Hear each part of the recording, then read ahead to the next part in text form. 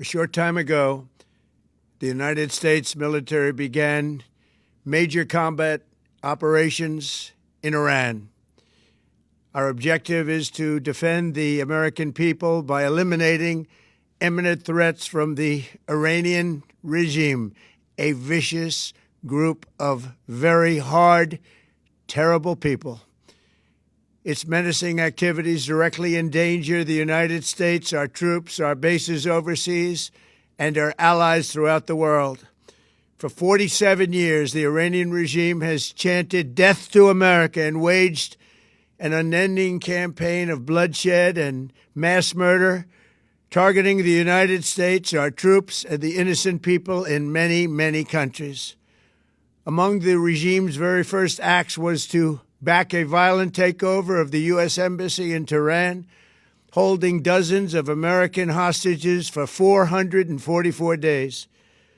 In 1983, Iran's proxies carried out the Marine barracks bombing in Beirut that killed 241 American military personnel. In 2000, they knew and were probably involved with the attack on the USS Cole. Many died. Iranian forces killed and maimed hundreds of American service members in Iraq. The regime's proxies have continued to launch countless attacks against American forces stationed in the Middle East in recent years, as well as U.S. naval and commercial vessels in international shipping lanes. It's been mass terror, and we're not going to put up with it any longer. From Lebanon to Yemen and Syria to Iraq, the regime has armed, trained, and funded terrorist militias that have soaked the earth with blood and guts.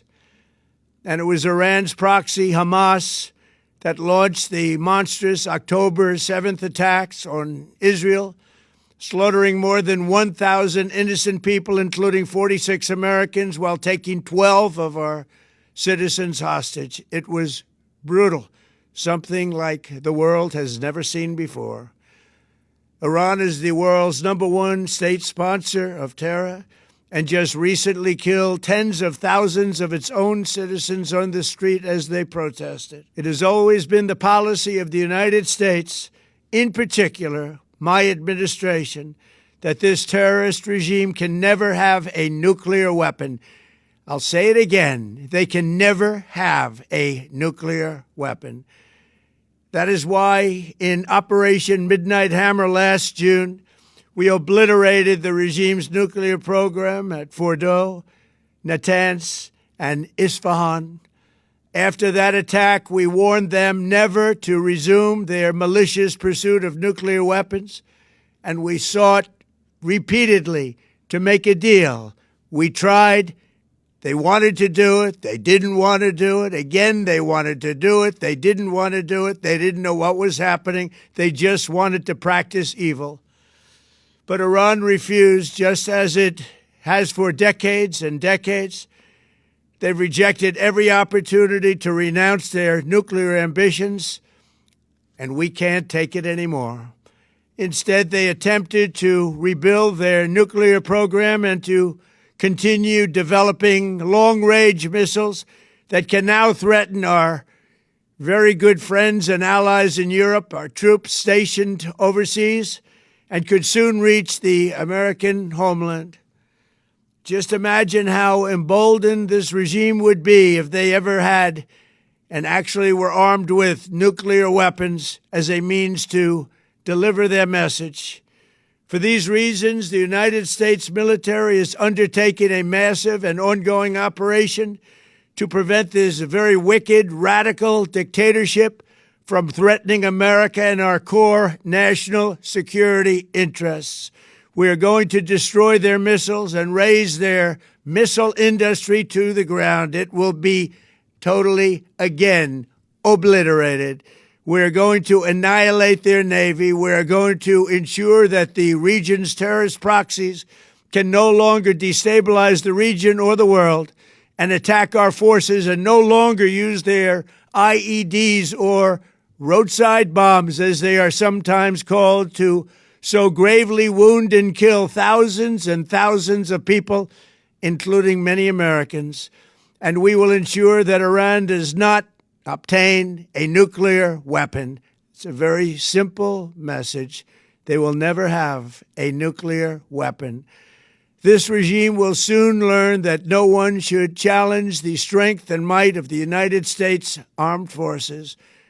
I built and rebuilt our military in my first administration, and there is no military on earth even close to its power, strength, or sophistication.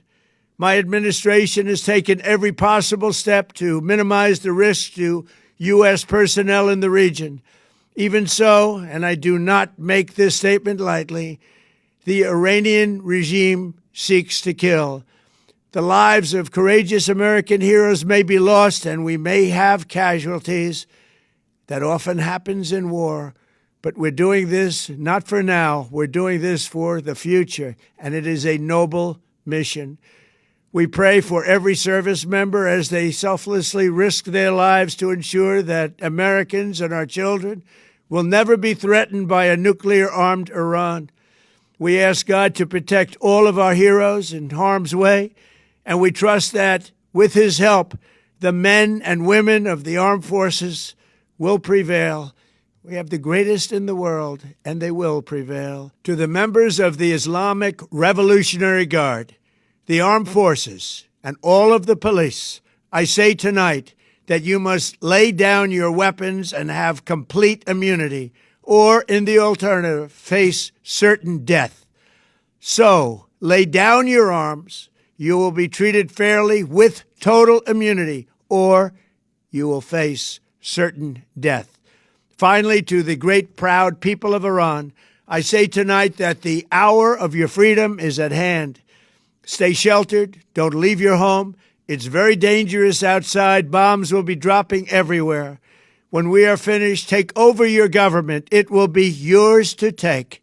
This will be probably your only chance for generations. For many years, you have asked for America's help, but you never got it.